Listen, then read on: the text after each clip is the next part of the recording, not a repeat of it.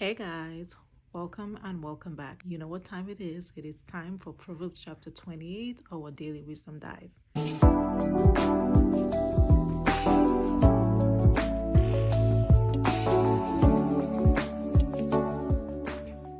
Now, this chapter really has two themes going on. One, deserting God's law, and two, the way that you do harm in seemingly harmless ways. A guilty conscience usually leads to guilty actions. A wicked person is always edgy with guilt and always ready to run even when nobody is after them.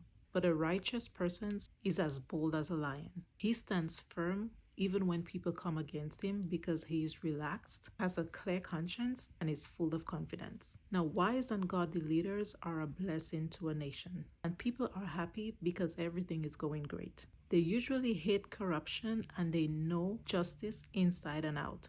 Their future is bright and they usually reign for a pretty long time. But watch out when the wicked takes charge. They do not understand justice, and whatever little understanding of justice that they may have is the belief that it only benefits him. They lack any insight, and as a result, their abuse is rampant. When a wicked person is in charge, people usually hide themselves to avoid their oppression and their uncontrollable and unpredictable cruelty. Now, forsaking and abandoning God's law is really praise to the wicked. We can no longer discern good from evil. And if you ignore his law, then you might as well don't even waste your time praying, because he finds your prayers repulsive and he has no use for them. Ignoring God's law is really trusting in our own heart and our own judgment.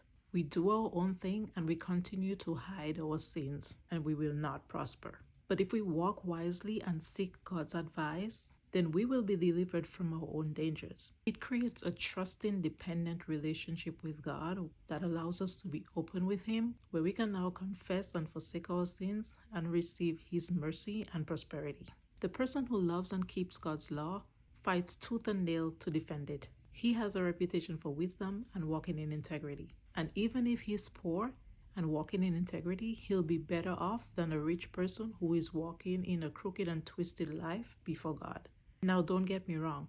There are poor people who are also perverse and rich people who walk in integrity. The point here is you are defined more by your character than what's in your bank account. Some people try to get as rich as they can by charging interest and cheating and stealing. But all they're really doing is gathering up wealth for the person who actually loves and pities the poor. Now, wisdom in most cases brings wealth, but wealth does not always bring wisdom. But a rich person thinks he's wise and knows it all. But a poor man with understanding sees right through a rich man's vain show and sees him for who he truly is, foolish and miserable despite all his riches. Committed and persistent work is what pays off, and a faithful and trustworthy person will be blessed. But someone who hastens to be rich will not go unpunished. A hard worker will have plenty of food, but the person who only chases fantasies and worthless pursuits will only have plenty of poverty. Get-rich schemes are always a ripoff. Now, if you give to the poor, you will lack nothing.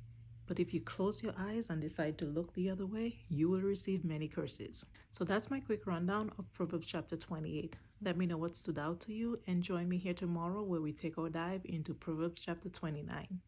Bye, guys.